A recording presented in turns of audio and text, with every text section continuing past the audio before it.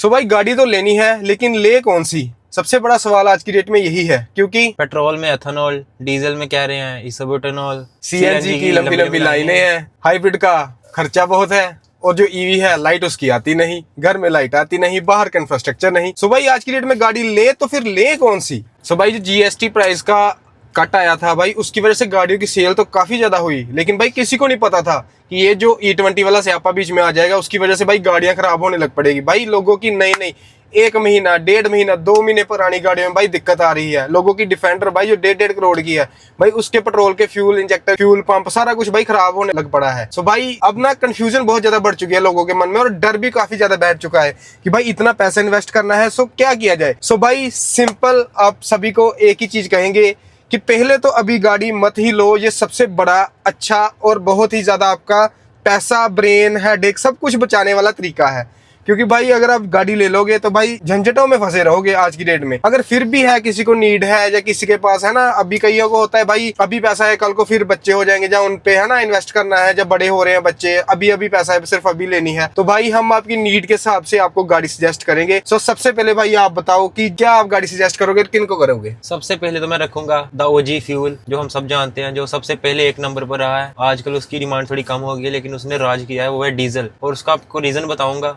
आप कहेंगे उसकी तो वैलिडिटी 10 साल है। उसकी वैलिडिटी 10 साल है जैसे कि एनसीआर में, दिल्ली में, लेकिन वो पूरे ऑल इंडिया में नहीं है। आज के टाइम में 10 साल में मानता हूँ काफी लंबा टाइम है, जिस हिसाब से गाड़ियां खराब हो रही हैं और जो नए नए डिसीजन आ रहे हैं। और सीधी सी बात है, अगर किसी को चाहिए यूज एंड थ्रो वाला सिस्टम, क्योंकि आजकल गाड़ियां एसेट नहीं है, आजकल यूज एंड थ्रो का बन गया सिस्टम। और जिसको चाहिए गाड़ी अच्छी खासी चलानी, जिसने रफ चलानी है, वो सिंपल सी बात है, जाओ डीजल उठा लो और चलाओ मस्त।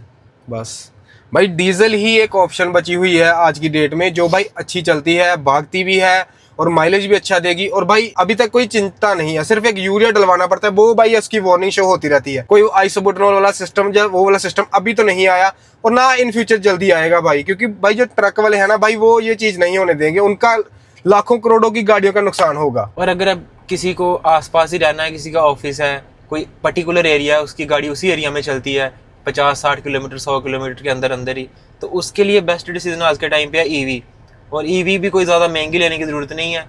पंच ले लो, नेक्सॉन ले लो, ज़्यादा है किसी को क्रेटा ले लो। क्रेटा सिर्फ इसलिए क्योंकि वो जितनी शो करती है माइलेज उतनी मिलती है उसमें।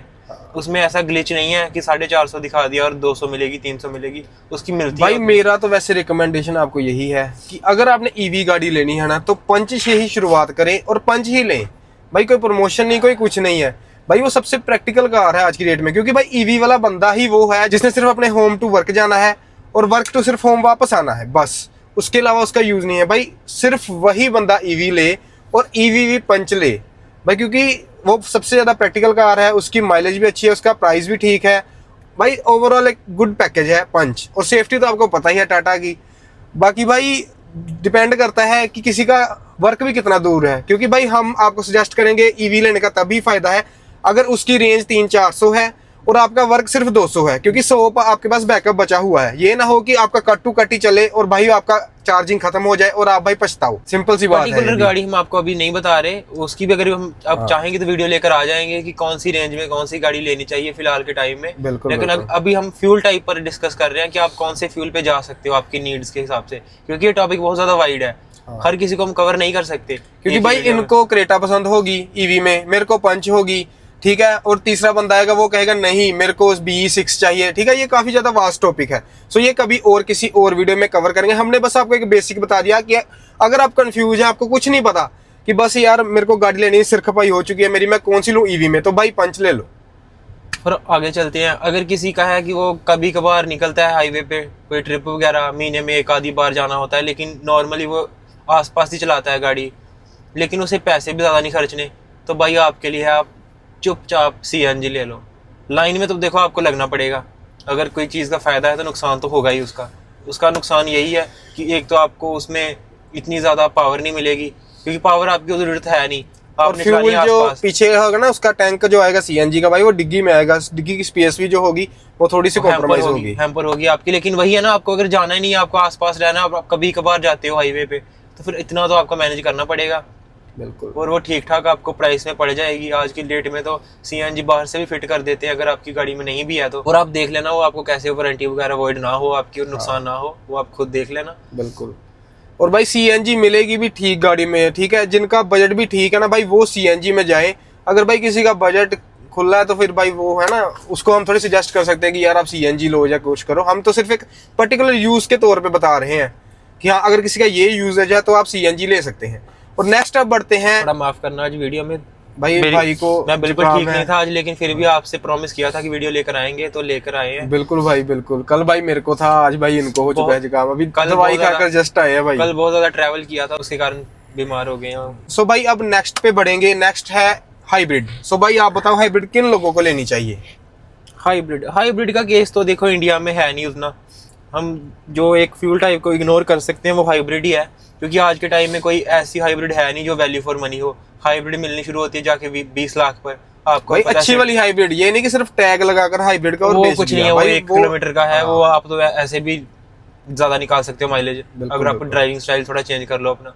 लेकिन जो असली हाइब्रिड है वो 20 लाख से ऊपर है और उतना है नहीं अभी परचेसिंग पावर इंडिया में। लेकिन फिर भी आपके पास अगर है आप ले सकते हो, तो मैं तो कहूंगा होंडा सिटी ले लो, बेस्ट हाइब्रिड कार है। 25 अगर आपको सीडान का कोई इश्यू नहीं है तो भाई Honda city is the best car in hybrid fuel engine. भाई उसमें जो माइलेज आती है, उसमें जो कंफर्टनेस आता है भाई, वो एक नंबर सारे सेगमेंट से ऊपर है उस प्राइस रेंज में। ये नहीं भाई कि अगर आप कंपेयर कर दोगे कि हम इतना प्राइस रेंज ले आए भाई, वो चलो बात ही अलग हो गई, लेकिन भाई उस प्राइस रेंज में वो बेस्ट कार है, ठीक है। और भाई दूसरी मैं सजेस्ट करूंगा, अगर किसी को थोड़ी एसयूवी टाइप चाहिए तो भाई फिर वो जो आती है टोयोटा की हाई राइडर, वो वाली भाई बढ़िया ऑप्शन है, बढ़िया ऑप्शन है, अच्छी ऑप्शन है। टोयोटा की हाई क्रॉस भी देख सकते हो आप, वो थोड़ा बजट है ना, महंगी है वो डिफरेंट टॉपिक हम फिर से लेकर आएंगे इस पे वीडियो भी, कौन सा बजट के हिसाब से क्या है वो बाद में देखेंगे। सो भाई अब बचा लास्ट में अब लास्ट फ्यूल, जो फेवरेट फ्यूल था सबका, पेट्रोल। और वो अब सबसे ज्यादा नेगेटिव हो चुका है आज के टाइम में पेट्रोल। और वो उसका यूज केस ऐसा ही है, लेना है आप ले सकते हो, सबसे ज्यादा कॉस्ट फ्रेंडली है अगर आपको गाड़ी लेनी है उस हिसाब से। बाद में तो आपकी कॉस्ट अच्छी खासी लगवाएगा, और किस किस तरीके से लगाएगा अभी हमें भी नहीं पता। अभी थोड़ी थोड़ी वीडियो निकल के आ रही है सामने की किस किस तरीके से लगवा रहा है, तो ये बढ़ेंगी, कम नहीं होंगी।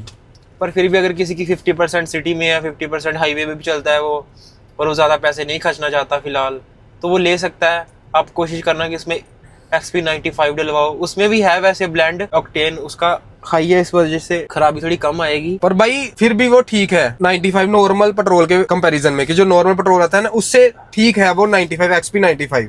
100 तो भाई चलो मिलता ही नहीं यहाँ पे, कहीं कहीं सिर्फ मिलता है 100, उसका तो भाई एक बस नाम का 100 है, मिलता कहीं नहीं है।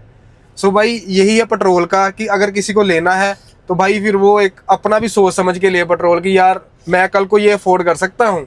और भाई टर्बो कार फिलहाल के लिए थोड़ा जाना लोग रुक जाए लेने के लिए, हम टर्बो कार को सजेस्ट अभी नहीं कर रहे, क्योंकि जैसा पेट्रोल का हाल हो चुका है भाई, उसे चाहिए प्योर पेट्रोल टर्बो कार को, क्योंकि उसका अगर खराब हो गया ना कुछ भी भाई, नॉर्मल कार से महंगा डलता है उसका सब कुछ।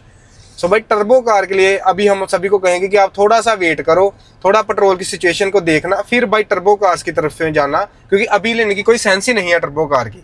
अभी नॉर्मल नेचुरल एस्पिरेटेड लो, फिर भी ठीक रहोगे, क्योंकि टर्बो वालों के हाल भाई ज्यादा मंदे हो रहे हैं और खर्चा भी ज्यादा हो रहा है टर्बो का। तो भाई हम तो उसे बिल्कुल भी नहीं रिकमेंड करेंगे टिल अभी तक। भाई कल को इन फ्यूचर कुछ भी हो जाए उसका हम कह नहीं सकते। और भाई एक चीज और आप थोड़ा सा ना करें, ये जो पोल्यूशन का कहते हैं ना कि डीजल ज्यादा ही करने लग पड़ता है पेट्रोल, भाई आज की डेट में सब कुछ सेम ही चल रहा है। ये भाई कुछ नहीं हो चुका कि डीजल का ही ज्यादा, क्योंकि डीजल में अभी यूरिया डालना शुरू कर दिया है भाई, उसने भी पोल्यूशन अब कम करना शुरू कर दिया है। सो पेट्रोल और डीजल का सेम ही है, सगो जो आइसोबुटानॉल बन रहा है, जो इथेनॉल बन रहा है भाई, उसके ऊपर सोचो कितना ज्यादा पोल्यूशन हो रहा है। सो भाई उसके ऊपर भी ध्यान देना चाहिए इनको, रादर देन कि सिर्फ व्हीकल का दोष निकाला जाए कि गाड़ियां चलती है उसकी वजह से सिर्फ हो रहा है। तो भाई ये तो सेंस नहीं है किसी बात की, क्योंकि पोल्यूशन हर एक चीज कर रही है भाई आज की डेट में, जो भी भाई धुआं निकाल रही है। बदनाम सिर्फ गाड़ियां हो रही है कि हाँ डीजल हम बंद कर देंगे, डीजल हम ऐसे कर देंगे। सो भाई ऐसे नहीं चलता, डीजल अभी भी बेस्ट ऑप्शन है। अगर किसी भाई मेरा कोई पंजाब में रहता है, कहीं और एरिया में रहता है ना, जिसमें 15 साल का 10 साल का वो वाला झंझट नहीं है, तो भाई अभी भी हम आपको सजेस्ट करेंगे कि डीजल लो, टाइम टू टाइम उसकी सर्विस कराओ, उसमें यूरिया बस जो मीटर में आता रहता है बस वो डलवा लो भाई, और दिक्कत कम करेगा एज कम्पेयर टू पेट्रोल गाड़ी। क्योंकि हमारे पास भी 2 गाड़ियां हैं, पेट्रोल वाली भी है, डीजल वाली भी है, हम चला रहे हैं, हमें पता है। माइलेज भी भाई अच्छी आ रही है और चल भी भाई मजे से रही है, दिक्कत नहीं आ रही। सको पेट्रोल में भाई दिक्कत आ रही है, पंजा दबाते हैं। अगर XP95 डाला होगा तो भाई वो अच्छे से रेस पकड़ती है, और अगर नॉर्मल डाला होगा तो भाई वो दब जाती है। सेम गाड़ी, फ्यूल बस डिफरेंट होने की वजह से। अभी भी भाई हम आपको सिर्फ यही चीज कहेंगे कि अगर आपको जल्दी नहीं है, घर में एक गाड़ी है, दूसरे की अभी ज़रूरत नहीं है, बस आप शौक के लिए ले रहे हैं, भाई थोड़ा चिर रुक जाओ, बस थोड़ी देर। अभी तो ये कह रहे हैं कि पेट्रोल को और 85 पे पहुंचाएंगे, फ्लैक्स पे करेंगे, तो भाई रुक जाओ, अभी मत लो। टू व्हीलर पे भी भाई अभी ब्रेक डाल दो कि अभी मत लो, अभी सिर्फ आप देखो कि क्या हो रहा है, क्योंकि हर एक चीज के जो रिजल्ट आते हैं वो थोड़ी देर बाद में आते हैं, कि एक आधे महीने में पता लगना शुरू हो चुका है। तो भाई आगे आगे देखना और ज्यादा पता लगेगा क्या क्या दिक्कत आ रही, क्या क्या नहीं। आई होप आपको ये वीडियो अच्छा लगा होगा। अगर अच्छा लगा लाइक, कमेंट और सब्सक्राइब हमारे चैनल को जरूर करना, क्योंकि हम ऐसी ही इंटरेस्टिंग वीडियो लेकर आते रहते हैं। और भाई को जुकाम है, देखो जुकाम में वीडियो लेकर आया है। तब तक गाड़ियां चलाओ, मजे करो, रोड पर अपना और दूसरों का ख्याल रखो। सीट बेल्ट लगाओ भाई अच्छे से।